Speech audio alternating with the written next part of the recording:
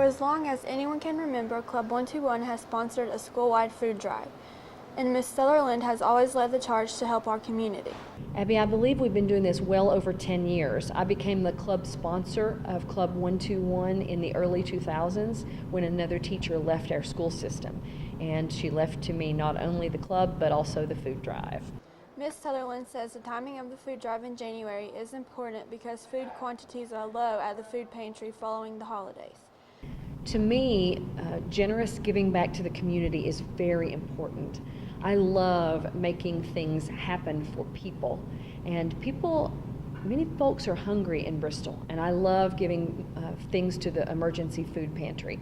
It makes it an exceptional gift back to the community, and it helps to feed hungry people. I love that. I think more people ought to think of others, and that's what this food drive is all about.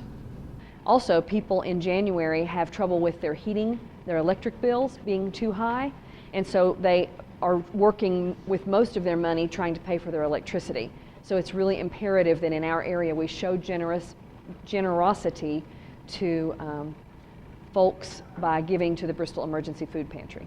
We use a bribe of the ski trip, but the ski trip really has very little to do with the food drive. It has to do with feeding hungry people in Bristol. Jim White, director of the Bristol Emergency Food Pantry, says every donation is important and the food drive is critical to the shelter. Well, it's important at any time of the year. We have a lot of people who bring us donations and apologize because they're not big enough, but we never get too small a donation or one that's at the wrong time of the year because we need food pretty much all the time.